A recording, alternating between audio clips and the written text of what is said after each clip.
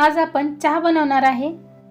आपण चहा तर सर्वच जण बनवतो, पण थंडीत म्हटलं की एकदम मस्त असा उबदार गरम आणि कडक चहा, न कफ होणारा शरीरात, ना खोकला सर्दी होणारा चहा, असा जर तुम्हाला थंडीमध्ये चहा मिळाला तर तुमचं आरोग्यही चांगलं राहील। चहासाठी लागणारं साहित्य बघूया आपण।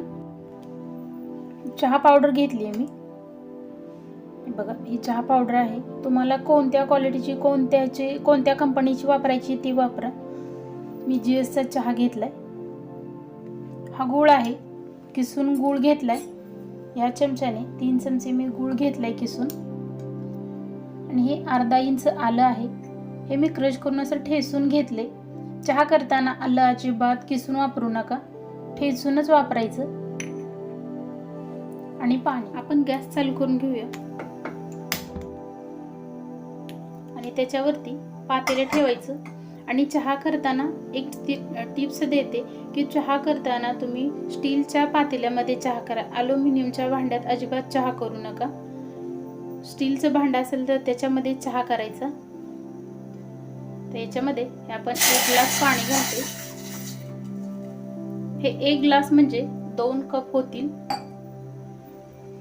आता याच्यामध्ये आपण चहा पावडर घालणार आहे। हे बघा, पाव चमचा मी चहा पावडर घालते। जास्त चहा पावडर घातली तर चहा आपला कडवट असा लागतो आणि तो चहा पिऊसा वाटत नाही।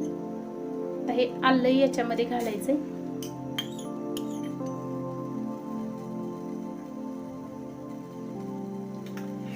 आणि हे थोडा वेळ शिजू द्यायचंय। हे बघा, त्याच्याकडेने बबल्स यायला लागलेत, पाणी हे गरम झाले। तर गॅस ही आपला मोठाच आहे। तर याच्यामध्ये आपण जो गूळ घेतलेला आहे तो 3 चमचे गूळ घालणार आहे।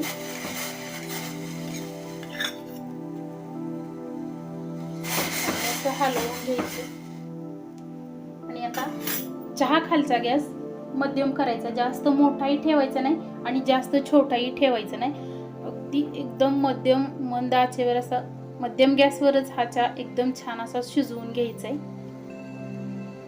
मी पूर्ण थंडी होईपर्यंत हा चहा नक्की करून प्या, कारण की शरीराला उभाराही मिळतो आणि ह्या चहानं सर्दी कफ खोकला अजिबात होत नाही।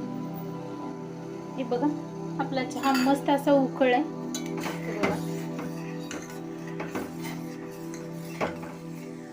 त्याच्यामधला गूळ ही विरघळलाय। आणि बघा, आपण चहा पावडर कमी घातल्यामुळे हा एकदम असा काळपट झाला नाही आणि पिताना ही चव आता व्यवस्थित लागणार। कारण जास्त चहा पावडर जर घातली तर तुमचा चहा एकदम कडवट असा लागणार आणि तो पिऊही वाटणार नाही।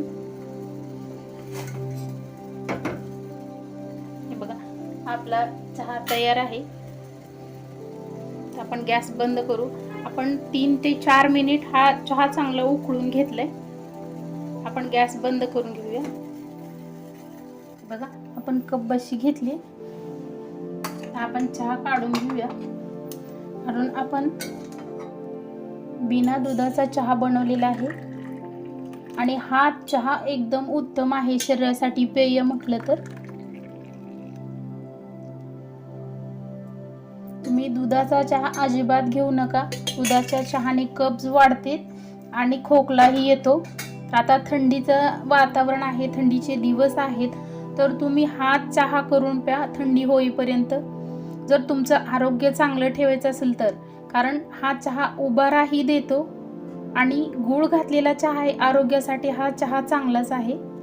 तर हा चहा तुम्ही थंडी होईपर्यंत नक्की करून बघा आणि कसा वाटला आम्हाला कमेंटमध्ये नक्की कळवा। असे नवनवीन व्हिडिओ पाहण्यासाठी आमच्या चॅनलला सबस्क्राईब करा। व्हिडिओ आवडल्यास लाईक करा आणि बेल आयकॉन प्रेस करायला विसरू नका। तुम्ही हा आमचा व्हिडिओ शेवटपर्यंत पाहिल्याबद्दल